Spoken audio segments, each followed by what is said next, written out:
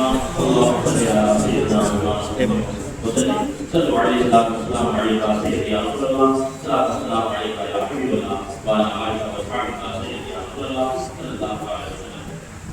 محمد کی محبت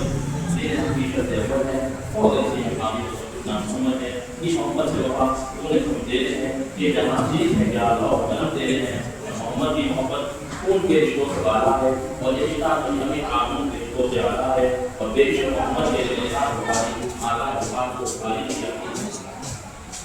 اور کیونکہ یہ محفل واقعات اور ہلال بات دونوں ہم اس کو منا رہے ہیں وہ واقعات کی یاد منا رہے ہیں اور راجہ کائنات کی یاد منا رہے ہیں اور اسی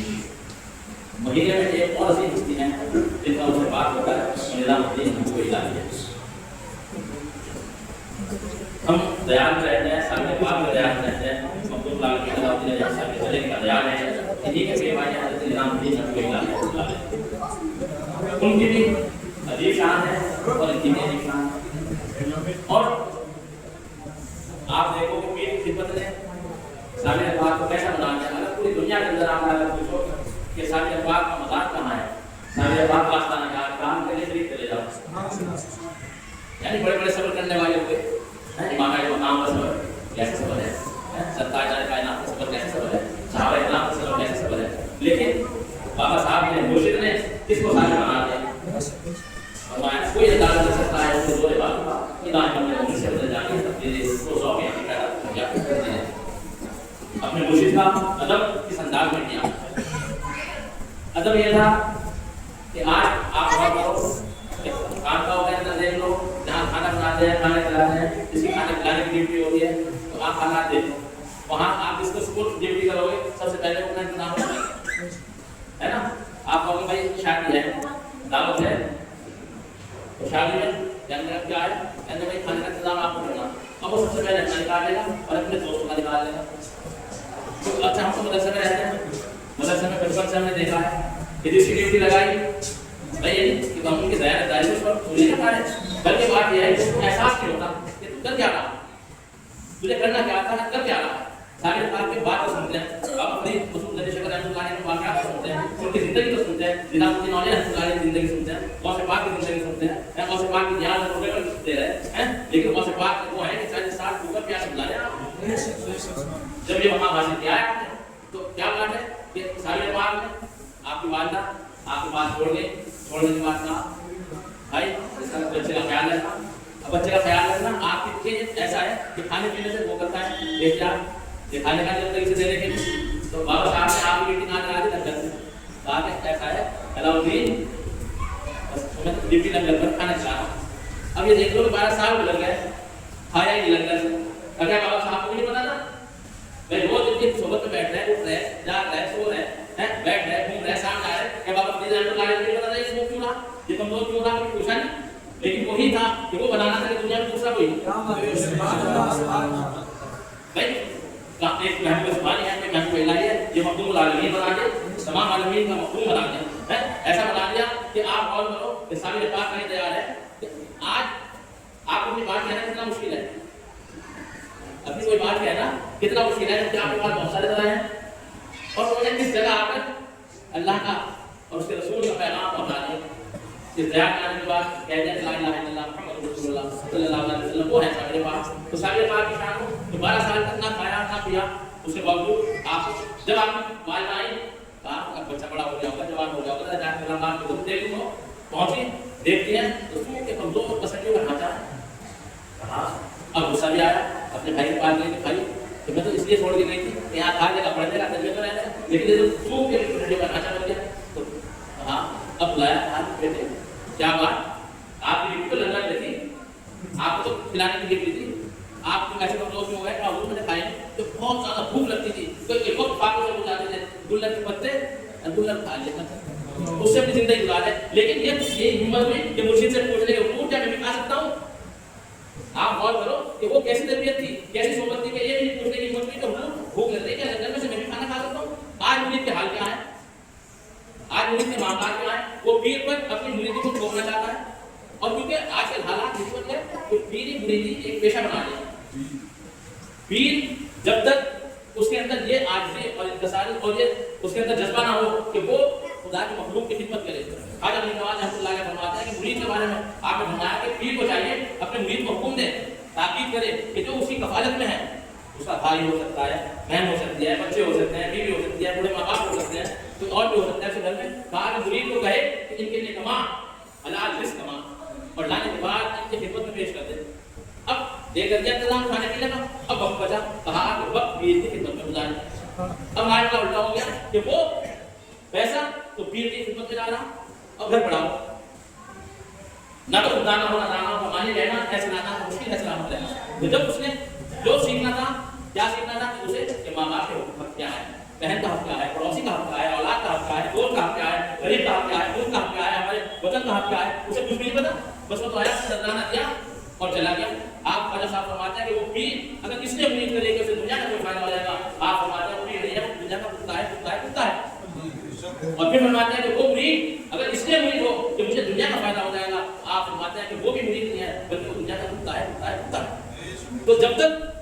پیر اور مرید کا معاملہ یہ رہا، دین کا معاملہ رہا، تو آپ کامیاب رہے. آپ کے قدم زمانے میں چومے، بڑے بڑے بادشاہوں نے، بڑی بڑی سلطنتیں آپ کے سامنے جھکی ہیں. آپ جب آپ نے حالات بدلے، معاملات بدلے، اب پیر میں جب لالچ آ گیا تو کیا ہوگا؟ جب پیر میں لالچ آئے گا، کس میں بھی لالچ آئے گا؟ دیکھو عزت اور لالچ کو بہن ہے. اگر آپ کے اندر لالچ آ گیا تو عزت آ گئی، اگر عزت چاہتے ہو تو لالچ کو ختم کر دو. تو اب وہ پیر جس کا گھر مرید سے چلنے لگے تو اس کے مریدوں کا گھر کون چلائے گا؟ حضرت نظام الدین اولیاء رحمۃ اللہ علیہ آپ جب صابر پاک نے کو بلایا، کہا کہ بیٹے علاؤ الدین کیا بات کھایا کیوں نہیں؟ آپ کو ڈیوٹی لگ گئی تھی. کہا حضور آپ کے لیے یہ تو کھانا کھلانا ہے، یہ تو عبادت کھانا ہے. تو آپ نے فرمایا تھا تو ثابت ہے، یہ تو ثابت ہے. اب آپ دیکھتے علاؤ الدین کے نام سے کم جانتا ہے، صابر پاک کے نام سے جانتا ہے. تو کیا بات ہے؟ اب حضرت نظام الدین اولیاء رحمۃ اللہ علیہ آپ کی عجیب شان ہے کہ آپ نے یعنی بچپن میں آپ اپنی والدہ سے، والد کا انتقال ہو گیا، والدہ کے پاس رہتے تھے اور کئی کئی وقت خاموش سے گزرتے تھے. کئی کئی دن آپ کو کھانے نہیں ملتا تھا. جب کئی دن کھانے نہیں ملتا تھا تو جس دن جب کھانا نہیں بنتا تھا آپ اپنی والدہ سے پوچھا کرتے تھے امی جان آج کھانے کا کیا انتظام ہے، کیا بنا ہے، کیا کھائیں گے؟ تو آپ کی والدہ فرمایا کرتی تھی اے نظام الدین آج تو اللہ کے مہمان ہیں، آج اللہ کے مہمان ہیں. تو آپ فرماتے تھے مجھے سب آ جائے گا. اور جو لذت یہ بات سننے میں آیا کرتی تھی کہ وہ کسی بات میں آتی نہیں تھی، یہ یعنی کہ خدا کے مہمان ہیں، آپ اللہ کے مہمان ہیں. آپ فرماتے ہیں آپ نے اب آپ کے مرید ہیں حضرت مرید خسرو رحمۃ اللہ علیہ آپ فرماتے ہیں کہ اگر شریعت اجازت دیتی تو میں خسرو کو اپنے ساتھ سفر میں لے جاتا. اتنی محبت کرتے تھے لیکن ادب ایسا سکھایا، ادب ایسا سکھایا. شیخ سعدی شیرازی رحمۃ اللہ علیہ آپ نے اپنے وقت کے زبردست شاعر ہیں اور حضرت مرید خسرو رحمۃ اللہ علیہ زبردست شاعر ہیں. اب کیا بات ہے؟ دیکھو پیر کو اپنی مرید کی کیسی تربیت کرنی چاہیے، اس کو حق بات کہنی چاہیے. اب اسے اچھی لگے یا بری لگے. اب جیسے میں حکیم ہوں یا طبیب ہوں، اب کوئی آیا مجھے فون میں درد بھی ہے، مساعد ہے، منہ بھی کرنا ہو رہا، جسم میں تھوڑے دن سے کھاد پیلی ہو رہی، میرے پاس آئے گا میں سوال کر کے دوا لکھوں تو کہہ رہا ہے نہیں مجھے میٹھا لکھنا. اگر کوئی بیوقوف ہوا، موقع ہوا، اس کی باتوں میں آ گیا، اسے میٹھا شربت کچھ دے دیا تو فساد خون میں اور بڑھ جائے گا. کہا کہ تیرے لیے بہتر یہ ہے کہ کبھی دودھ پی لے، تیرا خون صاف ہو جائے گا. تو اب مرید کی بات ہے، وہ اپنی کوئی بات کہہ رہا، کوئی معاملہ کہہ رہا، اب ایک کی صحبت میں جب اپنی گزارتا تو پھر کیا ہوتا ہے کہ وہ بھٹک جاتا ہے. فرمایا جو تیرے در سے آ پھرتے ہیں، در بدر یوں کھا پھرتے ہیں. اور آپ فرماتے ہیں اعلیٰ حضرت کعبے کے بارے میں کہ غور سے سن تو رضا کعبے سے آتی ہے صدا، میری آنکھوں سے میرے پیارے کا روضہ دیکھو، ہمارے گاؤں شہنشاہ کا روضہ دیکھو، کعبہ کو دیکھ کے کعبے کا کعبہ دیکھو. تو اب کیا بات ہے کہ ہمیں چاہیے کہ ہمیں اپنے مریدین کی اصلاح کرتے رہنا چاہیے. اب اصلاح یہ ہے کہ کڑوی بات ہو یا میٹھی بات ہو اسے قبول کر لیا. حضرت عمر رضی اللہ عنہ فرماتے ہیں کہ تمہارا دوست وہ ہے کہ تمہیں برائی سے روک دے. اور آپ فرماتے ہیں جب تم صبح کو اٹھے تو سورج سمجھ لے کہ آج دنیا تیری دشمن ہے. اب آج دنیا کیسے دشمن ہے؟ کہا کہ جب دو کا فیصلہ تیرے پاس آئے گا تو ایک حق پر ہوگا، ایک غلط ہوگا. جب ایک جس سے اپنا فیصلہ کرے گا وہ تو تیری بات کو خوش ہو جائے گا، اور جو جس کے خلاف فیصلہ کرے گا وہ تیرا دشمن ہو جائے گا. اس کی پرواہ مت کرنا، بات حق کہنا. تو اب کیا بات ہے کہ یہ جو محفل ہوتی ہے آپ غور کرو کہ اس بستی میں اور دور دراز جہاں جہاں ہم غوث پاک کی بات تو کرتے ہیں، خواجہ غریب نواز کی بات تو کرتے ہیں، لیکن خواجہ غریب نواز کی تعلیم کیا ہے اس کا ہمیں نہیں پتا. ہم نے صرف یہ سمجھ لیا قوالی سن لی تو کام ہو گیا. ہم قوالی کی خارج نہیں کرتے، یہ بھی چشتیہ صاحب کے سلسلے میں جائز ہے. ہم اس کی خارج نہیں کرتے کہ بھائی کیوں سن رہے ہیں. ہاں لیکن ہر چیز کی شرائط ہوتی ہے. بغیر شرائط کے ساتھ کوئی بھی کام کرو گے، آپ نماز پڑھو گے بغیر شرائط کے ساتھ پڑھو گے روزہ رکھو گے, اس کو بغیر اسکول کے ساتھ رکھو گے, بے ٹائم اسی ٹائم ان کے کھا لو گے, آپ مانیں گے تو 14 گھنٹے میں مجھے افطارنا آپ کو رہے گا, رات کو 8 بجے سے رکھ لیا دوپہر کو افطار, ایسے اسی طرح سیما کی شرائط ہے کہ کیسے اسے نماز کا وقت نہ ہونا چاہیے, شیخ کامل ہونا چاہیے, پڑھنے والا بادشاہ ہونا چاہیے, سننے والا بادشاہ ہونا چاہیے. اب یہ تو پیسے ہیں, اب ہم نے صرف اس کو سمجھ لیا. اصل کیا ہے کہ خواجہ صاحب ہندوستان کے اندر آئے تو آپ نے دیکھو آپ کے پاس درگاہ کے ساتھ مسجد, صابر پاک کے آپ آستانے میں چلے جاؤ درگاہ کے ساتھ مسجد,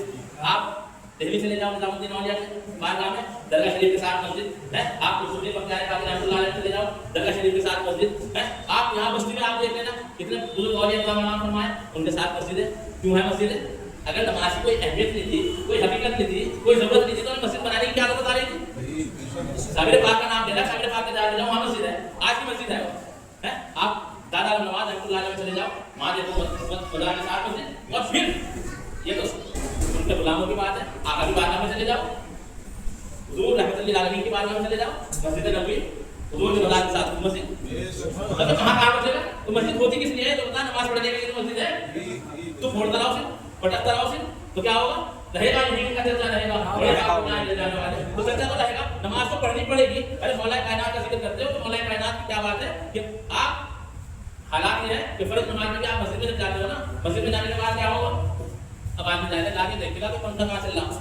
ٹھنڈک کی طرح ہے, تو جا کے اس کو کھڑا ہوگا. جب قربانی اور اصرار کا جذبہ ختم ہو گیا پھر آپ سوچتے ہو پٹائی کیوں ہو رہی؟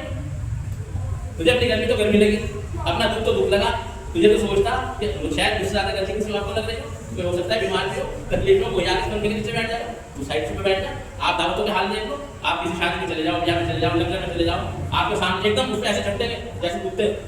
بھیڑیے جھپٹتے ہیں کھانے پر ہے, لات ایک دم صرف چیزیں لے گا, سپورٹ نہیں چھاڑنا. اتنے دکھ اور افسوس کی بات ہے, شرم کی بات ہے.